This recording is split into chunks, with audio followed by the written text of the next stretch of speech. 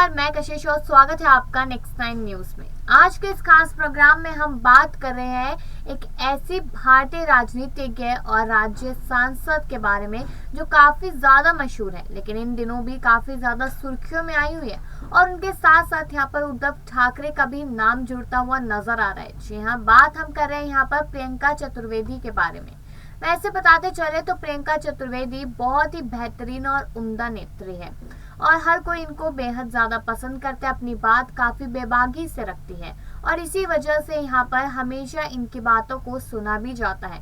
तो चलिए सबसे पहले आपको इनकी अभी लेटेस्ट के वो वीडियो दिखाते हैं जिसमें ये शिव सैनिकों को लेकर काफी कुछ बोलती नजर आई है। हमारे साथ है, साहब के साथ हैं और पूरी तरीके से हम शिवसैनिक हैं, लड़ाई लड़ेंगे और जीतेंगे। What is right is that what they are doing is illegal, legally not tenable, politically not feasible, and very soon you will have all your answers. We will do what we have to do. क्या अभी court का रास्ता अपनाना है? हमें जो रास्ते अपनाने हैं हम पूरे अपनाएंगे। I can say this very clearly. मुझे ये नहीं पता मैं किसको बोल रही हूँ। आप कर रहे हो, आ जाओ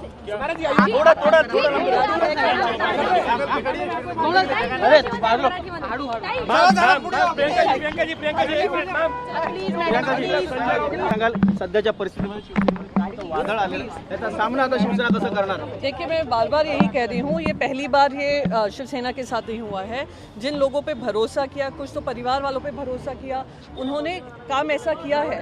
हर बार जब भी जाते थे किसी ना किसी को दोष देकर जाते थे, 2/3 की बात करते थे, सभी नाकामयाब रहे, ये भी नाकामयाब रहेंगे। उन्होंने कहा उद्धव ठाकरे मिलते नहीं थे, विधायकों से नहीं मिले उद्धव ठाकरे। अब ये वीडियो तो आपने सुना ही कि यहाँ पर शिव सैनिकों को लेकर कितना कुछ बोलती नजर आई है प्रियंका चतुर्वेदी। क्योंकि सभी को मालूम है कि महाराष्ट्र की सियासत कितनी ज्यादा गरमाई हुई है और उसको लेकर यहाँ पर प्रियंका चतुर्वेदी ना बोले ऐसा हो ही नहीं सकता। तभी तो आज हम ये प्रोग्राम लेकर आए हैं कि जिसमें प्रियंका चतुर्वेदी के साथ आखिरकार उद्धव ठाकरे का क्या खास रिश्ता है जिसकी वजह से ये हमेशा यहाँ पर साथ देती हुई नजर आती है। तो चलिए पहले बेसिक जानकारी से शुरू करते हैं कि आखिरकार प्रियंका चतुर्वेदी है कौन। बता दें कि प्रियंका शिवसेना पार्टी से राज्यसभा सदस्य है। इनका जन्म 19 नवंबर 1979 को मुंबई के महाराष्ट्र में ही हुआ था और इनकी शादी विक्रम चतुर्वेदी के साथ हुई और इनके 2 बच्चे भी हैं। शिवसेना सांसद बनी प्रियंका चतुर्वेदी महिलाओं के मुद्दों पर मुखर नजर आती है। हाल ही में जब बुलीबाई ऐप का मामला सामने आया था तो उसके खिलाफ सबसे पहले आवाज उठाने वाली प्रियंका चतुर्वेदी ही थी। हालांकि बहुत कम लोग जानते हैं कि जब उन्होंने राजनीति में आने का फैसला किया तो उनके पति हैरान रह गए थे और ये तक कह दिया था कि वह कभी सियासत में सफल नहीं हो पाएगी। लेकिन राजनीति में आने के 10 सालों के अंदर ही वह संसद तक पहुंची और अलग मुकाम तक हासिल कर लिया। इसलिए ही तो कहा जाता है कि don't under estimate the power of the common man और डोंट जज a book by its cover. तो इन्हीं सब चीजों की वजह से ये सारी कहावतें सच हो जाती है कि कभी भी किसी को बिना परखे उसको जज नहीं करना चाहिए। और वही सेम चीज यहाँ पर प्रियंका चतुर्वेदी के साथ हुई। प्रियंका चतुर्वेदी ने अपनी राजनीतिक करियर की शुरुआत कांग्रेस पार्टी से की थी, जहां उन्होंने तमाम प्लेटफॉर्म पर मजबूती से पार्टी का पक्ष रखा। हालांकि बाद में मतभेद के बाद उन्होंने कांग्रेस का हाथ छोड़ शिवसेना का दामन थाम लिया। शिवसेना ने ही उन्हें राज्यसभा भेजा। प्रियंका यूं तो मूल रूप से यूपी के मथुरा की रहने वाली है, लेकिन उनका जन्म मुंबई में हुआ। यही पली बड़ी और राजनीति की ककरा सीखा। साल 2010 में जब उन्होंने एक्टिव राजनीति में उतरने का फैसला लिया तो पति विक्रम चतुर्वेदी हैरान रह गए। उन्होंने आपत्ति भी जताई थी और इसके बाद उन्होंने अपने पति की नहीं सुनी। महज 1 दशक के राजनीतिक करियर में राज्यसभा तक पहुंचने वाली प्रियंका हिंदी और इंग्लिश के अलावा मराठी भाषा पर भी अच्छी पकड़ रखती है और दमदार भाषण भी देती है। प्रियंका गरीब बच्चों की शिक्षा में मददगार एक चैरिटेबल ट्रस्ट की ट्रस्टी भी है। इस ट्रस्ट के माध्यम से वो गरीब बच्चों की शिक्षा पर ध्यान भी देती है। जब कांग्रेस का दामन छोड़ा और उसके बाद उन्होंने यहाँ पर शिवसेना का दामन थामा तो तभी से ही यहाँ पर प्रियंका चतुर्वेदी काफी ज्यादा क्लोज हो गई थी उद्धव ठाकरे की। यानी मान लीजिए कहीं ना कहीं उद्धव ठाकरे उन्हें अपनी बहन माना करते थे। अब अगर बात की जा रही रिश्ते की सच्चाई, किस बात तो जरूरी नहीं कोई गलत रिश्ता हो। यहाँ पर रिश्ता बहन भाई का भी हो सकता है, जो उद्धव ठाकरे और प्रियंका चतुर्वेदी के बीच में देखा गया।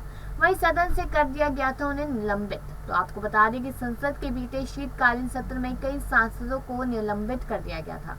इसमें प्रियंका भी शामिल थी। उन्होंने अपने निलंबन का पुरजोर विरोध भी किया और इसे लोकतंत्र की हत्या करार देते हुए धरने पर बैठ गई थी। कुछ दिनों पहले, मतलब कुछ समय के पहले, जब बुली बाई ऐप का मामला सामने आया तो उन्होंने पहल करते हुए मुंबई पुलिस से इसकी शिकायत की।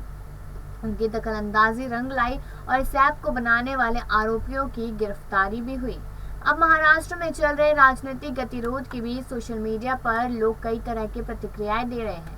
कुछ सोशल मीडिया यूजर्स का कहना है कि महाराष्ट्र में उद्धव ठाकरे की मुख्यमंत्री वाली कुर्सी जा सकती है, तो कुछ यूजर्स का कहना है कि उद्धव ठाकरे सीएम बने रहेंगे। इसी बीच शिवसेना नेत्री प्रियंका चतुर्वेदी का एक पुराना ट्वीट भी काफी ज्यादा वायरल हो रहा है। शिवसेना नेत्री द्वारा उस समय ट्वीट किया गया था कि जब महाराष्ट्र में राजनीतिक नाटक चल रहा था, चुनावी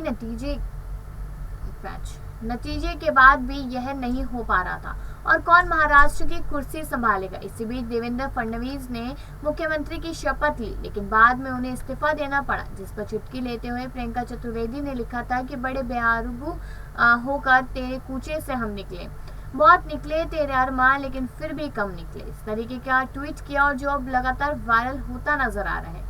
इसके आगे बताते चले कि महाराष्ट्र में मचे सियासी घमासान के बीच मुख्यमंत्री उद्धव ठाकरे ने अपने सामान के साथ सरकारी बंगला वर्षा खाली कर दिया। परिवार के साथ वे अपने घर मातोश्री में शिफ्ट हो गए। जानकारी के लिए बताते चले कि उद्धव ठाकरे ने आवास से निकलने से कुछ दिन पहले महाराष्ट्र की जनता को संबोधित किया था। इस दौरान उन्होंने कहा था कि मैंने हमेशा अपनी जिम्मेदारियों को निभाया है, मैं सीएम पद छोड़ने के लिए तैयार भी हूँ।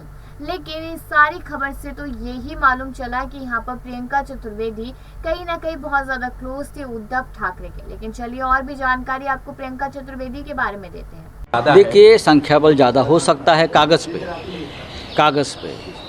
अब ये लड़ाई जो है ये कानूनी लड़ाई हो जाएगी, लेजिस्लेटिव लड़ाई हो जाएगी। हमारे लोगों ने 12 विधायक जो है जिसने बगावत की भाषा की है, उनके खिलाफ एक्शन लेने की शुरुआत की है। उनको डिस्क्वालिफिकेशन के लिए हमारे लोग सभापति महोदय के पास गए हैं। मुझे टेक्निकल बातें ज़्यादा मालूम नहीं है, मैं नहीं बोलूँगा, लेकिन ये एक्शन चल रही है। अब ये आखिर तक सरकार कब बनेगी, ये लोगों की जो बोल रहे हैं मुझे मालूम नहीं, बनेगी भी या नहीं बनेगी उस बारे में कोई बोल नहीं सकता है। धमकियाँ देने का काम चल रहा है माननीय पवार साहब को, अगर ये सरकार को बचाए गए तो देख लेंगे। ये केंद्रीय मंत्री बोल रहा है, प्रधानमंत्री मोदी जी सुन लीजिए, अमित शाह जी सुन लीजिए, आपका एक मंत्री महाराष्ट्र में शरद पवार साहब को धमकी दे रहा है। ये धमकी ऐसी है कि आपको घर नहीं जाने देगी। क्या इस प्रकार के धमकियों को आपका समर्थन है, ये महाराष्ट्र जानना चाहते हैं।